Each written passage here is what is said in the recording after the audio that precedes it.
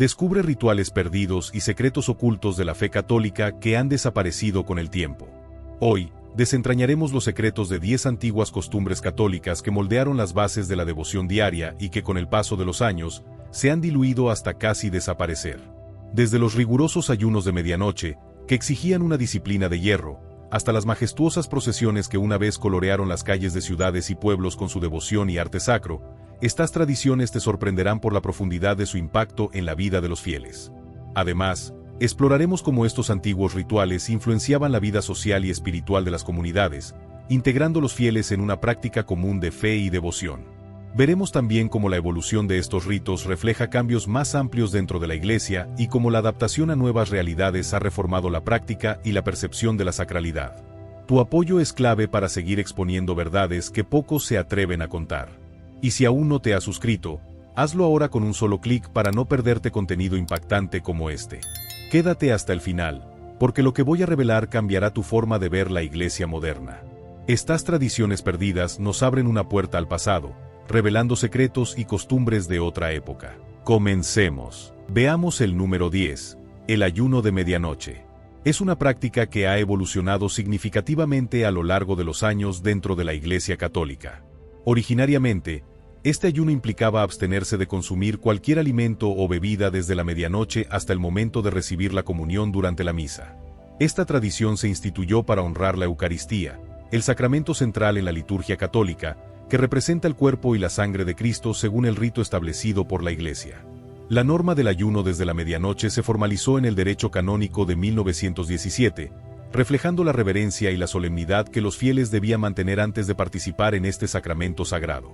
El propósito era preparar el cuerpo y el espíritu para recibir a Cristo de la manera más pura y respetuosa posible. A lo largo de la historia, las prácticas religiosas han evolucionado para adaptarse a las necesidades de las comunidades. Uno de los cambios más significativos dentro de la Iglesia Católica en el siglo XX fue la modificación del tiempo de ayuno previo a la comunión, un requisito que había sido observado con gran rigurosidad durante siglos. Para entender la magnitud de este cambio, es importante recordar que, durante muchos años, los fieles debían abstenerse de consumir alimentos y bebidas desde la medianoche anterior a recibir la Eucaristía. Esta norma representaba un desafío para muchas personas, especialmente para quienes asistían a misas más tardías en la mañana o que, por motivos de salud, encontraban difícil mantenerse en ayuno prolongado. El primer gran paso hacia la flexibilización de esta práctica ocurrió bajo el pontificado del Papa Pío XII. En 1953, en un gesto que reflejaba sensibilidad hacia las realidades de la época, este Papa decidió reducir el periodo de ayuno a solo 3 horas antes de la comunión. Su intención era permitir que más personas pudieran participar en la Eucaristía sin que el requisito del ayuno representara un obstáculo. Esta decisión fue recibida con alivio por muchos fieles, ya que marcó una nueva comprensión sobre cómo la Iglesia podía adaptar ciertas normas sin perder su esencia. Pero la evolución no se detuvo ahí. En 1964, el Papa Pablo VI llevó esta reforma un paso más allá al reducir el tiempo de ayuno a solo 1 hora antes de recibir la comunión. Este ajuste respondía a los cambios en los hábitos de vida de la sociedad moderna, en la que las exigencias laborales, familiares y de salud podían hacer que la observancia de un ayuno más prolongado resultara difícil para muchos creyentes. Con esta modificación, se buscó garantizar que un mayor número de personas pudiera acercarse a la comunión sin restricciones innecesarias. Más allá de ser simples cambios en una norma, estas decisiones reflejaron una Iglesia en constante evolución, que buscaba equilibrar la tradición con la realidad de sus fieles. Este tipo de ajustes han sido clave para que la práctica religiosa continúe siendo accesible y significativa para las nuevas generaciones, sin perder su profundo sentido espiritual. Estos cambios no fueron recibidos de manera uniforme en toda la comunidad católica. Mientras que muchos creyentes y teólogos apoyaron estas modificaciones por considerar que hacían la fe más accesible y práctica, otros expresaron preocupaciones sobre la posible pérdida de reverencia y solemnidad en la preparación para recibir la Eucaristía. Argumentan que, al disminuir las exigencias del ayuno, se podría estar reduciendo el sentido de sacrificio y reflexión espiritual que caracterizaba a esta práctica. En la actualidad, la práctica adaptada del ayuno sigue siendo un elemento vital en la preparación para la comunión durante la misa. Ejemplos de devotos que siguen rigurosamente este ayuno, incluso optando por periodos más largos que la hora estipulada, muestran cómo la tradición puede coexistir con la modernidad. Estos fieles encuentran en el ayuno una forma de profundizar su fe y de conectar más íntimamente con su espiritualidad, demostrando que incluso una práctica antigua puede encontrar un lugar relevante en el contexto contemporáneo.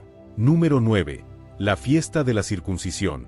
Cada año, el 1 de enero, muchas culturas alrededor del mundo celebran el comienzo de un nuevo ciclo con alegría, reflexiones y propósitos.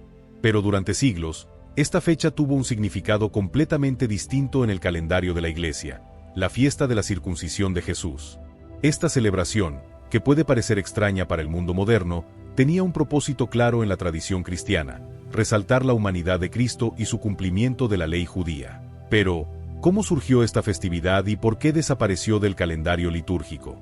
Para entenderlo, tenemos que viajar atrás en el tiempo, hasta los primeros días de la Iglesia.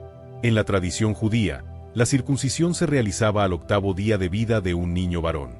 Este rito no solo era un acto físico, sino un símbolo profundo de pertenencia al pueblo de Israel. Era un signo de la alianza entre Dios y su pueblo, establecido desde los tiempos de Abraham, Génesis 17, 10-12. Jesús, nacido dentro de la cultura judía, fue presentado en el templo y circuncidado según la costumbre, como se menciona en el Evangelio de Lucas 2:21. Al cumplirse los 8 días para circuncidarlo, se le dio el nombre de Jesús, el que le había sido dado por el ángel antes de su concepción. Este evento, aunque breve en las Escrituras, tenía una gran carga simbólica. Mostraba que Jesús no solo era divino, sino también completamente humano, sometiéndose a las mismas leyes que cualquier niño de su pueblo. Desde los primeros siglos del cristianismo, esta fecha se convirtió en una festividad litúrgica, destacando la humildad y la obediencia de Cristo. A medida que el cristianismo se extendió por Europa, la fiesta de la circuncisión ganó un lugar prominente en el calendario. Durante la Edad Media, se celebraba con solemnidad en muchas regiones del mundo cristiano. Era una fecha en la que los fieles reflexionaban sobre el sacrificio de Jesús desde el primer momento de su vida terrenal.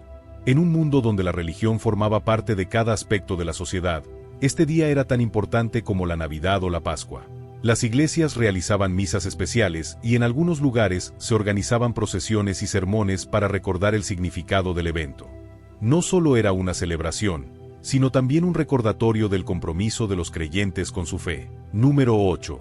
Procesiones públicas en los días de rogativas. Estas procesiones representan una fascinante ventana al pasado de la Iglesia Católica, particularmente en cómo sus rituales se adaptan a los cambios socioeconómicos y culturales a lo largo del tiempo. Originalmente establecidas para pedir la bendición divina sobre los cultivos y para proteger a las comunidades de desastres naturales, estas procesiones combinaban la fe con la práctica agrícola, mostrando un enlace directo entre la espiritualidad y el sustento diario de las personas. Las rogativas se celebraban tradicionalmente el 25 de abril y los 3 días antes del Jueves de la Ascensión. Durante estos días, era común ver a clérigos y laicos recorriendo los campos, llevando cruces, estandartes y reliquias sagradas. El canto de letanías y las oraciones específicas marcaban el ritmo de la marcha, mientras se hacían paradas estratégicas para bendecir la tierra con agua bendita, invocando protección y prosperidad para las cosechas que sustentarían a la comunidad a lo largo del año.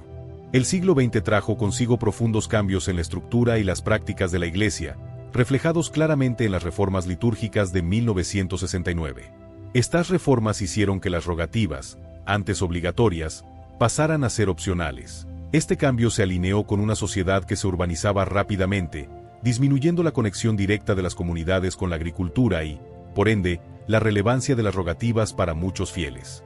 Aunque las procesiones de rogativas han disminuido en frecuencia y popularidad en áreas urbanas, en algunas comunidades rurales estos rituales aún se mantienen vivos. Grupos parroquiales en zonas donde la agricultura sigue siendo una parte vital de la economía local a menudo reviven estas tradiciones, adaptándolas a las necesidades y circunstancias actuales.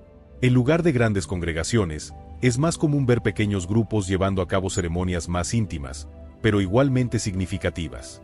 Estas adaptaciones no solo preservan una parte de la herencia católica, sino que también demuestran la flexibilidad y la resiliencia de las prácticas religiosas frente a cambios culturales y económicos. Además, en un mundo cada vez más consciente de la importancia de la sostenibilidad ambiental, estas procesiones pueden encontrar un nuevo significado, enlazando la espiritualidad con la ecológica.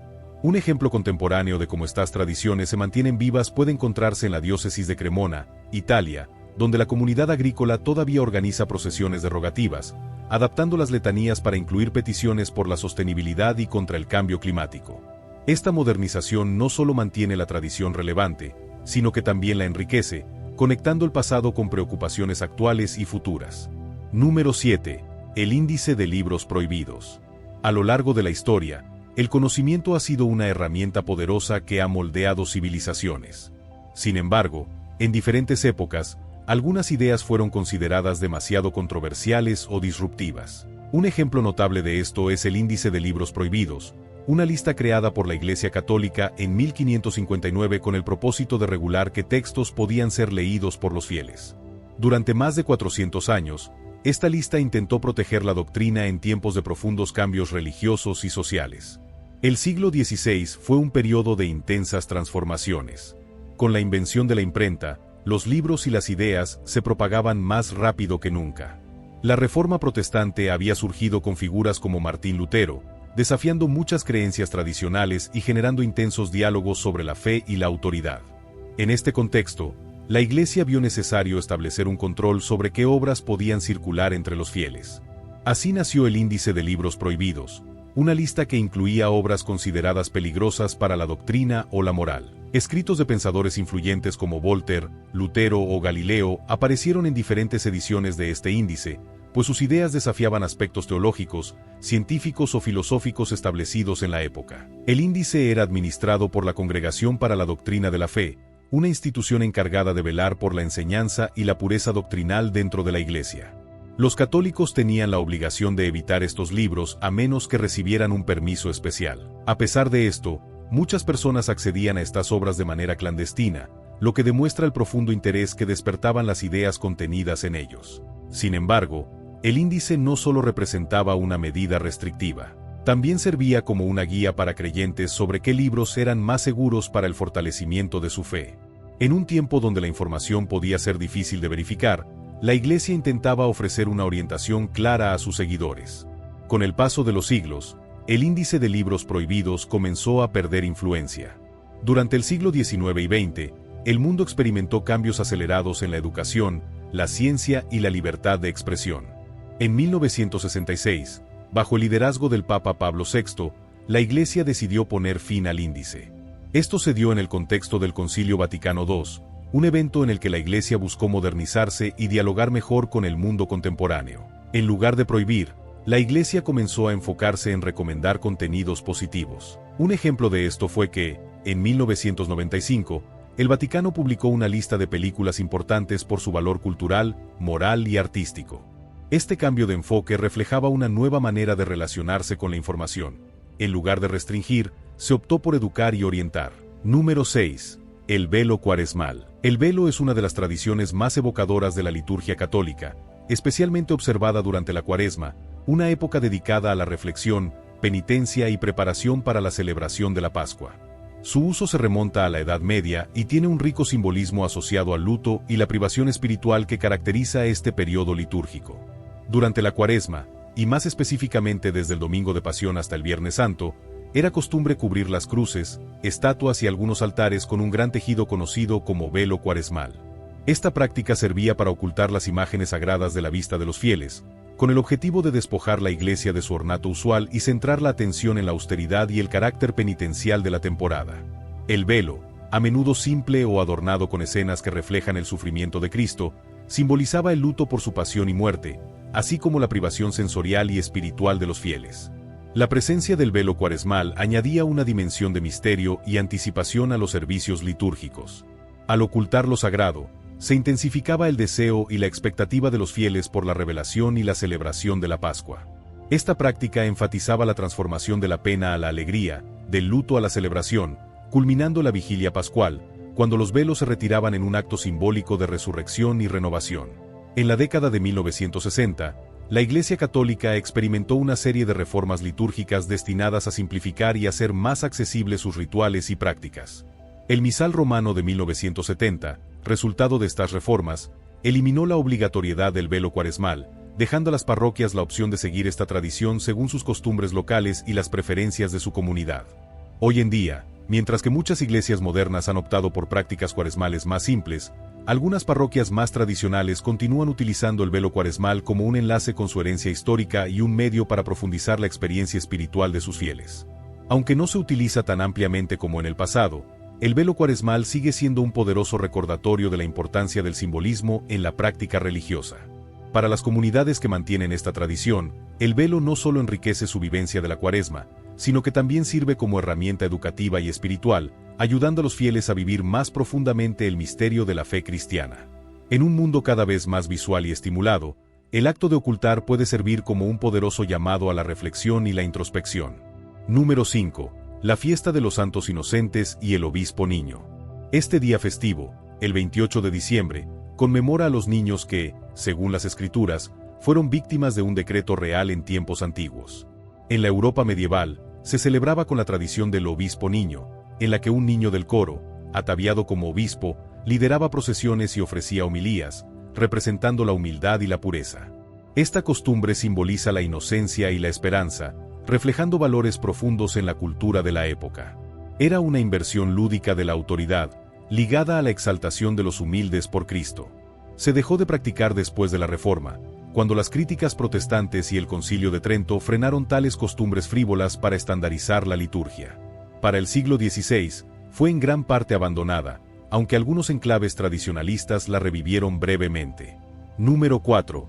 Besar el anillo del obispo. Las tradiciones tienen el poder de conectar a las personas con su historia y sus creencias. Durante siglos, uno de los gestos más representativos dentro de la Iglesia fue besar el anillo del obispo, una muestra de respeto que simbolizaba reconocimiento a su autoridad espiritual y compromiso con la comunidad de fieles. Este anillo no era una simple joya. Desde el momento en que un obispo era consagrado, se le entregaba como símbolo de su unión con la Iglesia, de manera similar a un anillo matrimonial. Para los creyentes, este objeto representaba la continuidad de la misión apostólica y la responsabilidad de guiar a su diócesis. Besarlo significaba honrar ese compromiso. Las sociedades medievales estaban estructuradas en torno a relaciones de jerarquía y lealtad. Las expresiones de respeto hacia figuras de autoridad eran fundamentales en todos los ámbitos, desde la política hasta la religión. Besar el anillo del obispo reflejaba una práctica común en esa época. Los vasallos besaban la mano de sus señores en señal de fidelidad y obediencia. En la Iglesia, este gesto no solo mostraba reverencia, sino que también reafirmaba el papel del obispo como guía espiritual y representante de los apóstoles. No solo los fieles realizaban esta práctica, sino también sacerdotes y otras figuras del clero, especialmente durante audiencias o ceremonias importantes. En algunos casos, el gesto iba acompañado de una inclinación o incluso de arrodillarse brevemente, reforzando la solemnidad del momento. Con el paso del tiempo, la forma en que los líderes religiosos interactuaban con sus comunidades comenzó a cambiar. Durante el siglo XX, la Iglesia buscó maneras de fomentar una relación más cercana y menos marcada por formalidades jerárquicas. Este cambio se hizo más evidente después del Concilio Vaticano II, 1962 a 1965, un evento que introdujo reformas para modernizar la Iglesia y acercarla más a la vida cotidiana de los fieles. Se promovió una imagen del obispo como pastor y servidor, más accesible y menos distante. En 1968, el Papa Pablo VI tomó una decisión que reflejó este nuevo enfoque. Simplificó las insignias papales y redujo ciertos símbolos de poder dentro del clero. Muchos obispos siguieron esta línea y comenzaron a desalentar la práctica de besar el anillo, optando por formas más directas de interacción, como un apretón de manos o un saludo verbal. Aunque besar el anillo del obispo ya no es una costumbre generalizada, en algunos países y comunidades aún se mantiene en ciertos eventos formales o dentro de círculos más tradicionales. Además, en la mayoría de los casos, los obispos prefieren que los fieles se acerquen a ellos de manera más natural, evitando los gestos de sumisión. El significado detrás de esta práctica no ha desaparecido, solo se ha transformado. Lo que antes se expresaba con un beso en el anillo, hoy se demuestra con cercanía, diálogo y un sentido de comunidad donde el liderazgo se basa en el servicio y la guía espiritual. Número 3. Iglesia a mujeres después del parto. La práctica de la Iglesia era un ritual católico donde las mujeres, después de dar a luz, recibían una bendición para marcar su regreso a la Iglesia. Arraigada en las leyes de purificación judías y la práctica cristiana temprana, involucraba a un sacerdote bendiciendo a la madre, típicamente 40 días después del parto, agradeciendo a Dios por su seguridad y purificándola, aunque no se trataba de pecado. Era común en la Edad Media, fue un rito formal en el ritual romano de 1962. Cayó en desuso en la década de 1960. Las reformas litúrgicas de los años 70 la eliminaron, favoreciendo ritos inclusivos como las bendiciones bautismales infantiles. Hoy es rara, aunque algunos tradicionalistas todavía la solicitan. Número 2. El manípulo sacerdotal. Esta era una vestimenta litúrgica en la Iglesia Católica, una estrecha franja de tela usada sobre el antebrazo izquierdo del sacerdote durante la misa. Originario de Roma en el siglo VI, evolucionó de un práctico pañuelo para limpiar el sudor a un símbolo del trabajo y la pena del sacerdote en el servicio de Cristo. Hecho de seda y a juego con la casulla, era obligatorio en la misa tridentina. Ya no se usa porque las reformas litúrgicas de la década de 1960 simplificaron las vestimentas. El misal romano de 1969 lo hizo opcional y la mayoría de los sacerdotes lo abandonaron, favoreciendo ritos más simplificados sobre el simbolismo ornamental. Los tradicionalistas, como aquellos que usan el misal, todavía lo llevan, pero la práctica general lo ve como un relicario anticuado de la liturgia premoderna. Número 1. Asperges antes de la misa. Las ceremonias religiosas han estado llenas de gestos simbólicos que ayudan a los fieles a preparar su corazón y su espíritu para la experiencia sagrada. El asperges era uno de estos rituales, un acto lleno de significado que precedía a la misa en la Iglesia Católica y que, con el tiempo, fue perdiendo su lugar dentro de la liturgia moderna. Este rito consistía en que el sacerdote rociaba agua bendita sobre los fieles, el altar y los ministros del clero mientras se cantaba el himno Purifícame, Señor. Su propósito era claro: representar la purificación y la penitencia, preparando la comunidad para participar en la Eucaristía con un corazón limpio y dispuesto. La primera referencia conocida a las asperges proviene del siglo IX, cuando este rito comenzó a practicarse en monasterios y comunidades cristianas en Europa. La costumbre se inspiraba en antiguas tradiciones bíblicas donde el uso del agua simbolizaba la purificación del pecado y la renovación espiritual. En la misa dominical mayor, especialmente en la misa tridentina, el asperges era un momento especial que recordaba a los fieles su necesidad de reconciliación antes de acercarse al altar. En el rito romano tradicional, el sacerdote sumergía un hisopo en agua bendita y la esparcía sobre la congregación en forma de cruz, mientras los fieles se santiguaban en señal de fe. El canto que acompañaba este rito, basado en el Salmo 50, decía: «Purifícame con el hisopo, Señor, y quedaré limpio, lávame y seré más blanco que la nieve». Este texto reflejaba la importancia del arrepentimiento y la purificación como parte fundamental de la experiencia cristiana. A mediados del siglo XX, la Iglesia Católica comenzó a revisar y actualizar muchos de sus ritos para hacerlos más accesibles a los fieles. Como parte de esta transformación, el asperges dejó de ser un rito obligatorio en la misa dominical tras la promulgación del misal de 1969, posterior al Concilio Vaticano II. En su lugar, se introdujo un acto penitencial más sencillo, integrado dentro de la propia misa. Este cambio tenía dos objetivos principales: hacer la liturgia más comprensible y participativa, evitando elementos que pudieran parecer ajenos a la experiencia de los fieles. Reducir la cantidad de ritos previos a la Eucaristía, enfocándose en los aspectos centrales de la misa. Aunque la eliminación del asperges como rito obligatorio generó opiniones divididas, muchos vieron el cambio como un paso hacia una liturgia más clara y accesible para todos los creyentes. El asperges no ha desaparecido por completo. En el rito tridentino de 1962, que aún es celebrado por comunidades tradicionales, sigue siendo una parte importante de la misa dominical mayor. Además, en algunas parroquias y eventos litúrgicos especiales, como la vigilia pascual, se mantiene el uso del agua bendita como signo de renovación bautismal. En la práctica moderna, es más común que el agua bendita se utilice de manera individual, por ejemplo, cuando los fieles ingresan a la iglesia y hacen la señal de la cruz al tocar el agua en la pila bautismal. El caso de las asperges muestra cómo la Iglesia ha ido adaptando sus tradiciones para responder a las necesidades de cada época. Lo que antes era un momento solemne y separado de la misa, hoy se encuentra integrado en la estructura litúrgica de una manera más accesible. Las ceremonias religiosas siguen evolucionando, pero el mensaje detrás de estos signos permanece.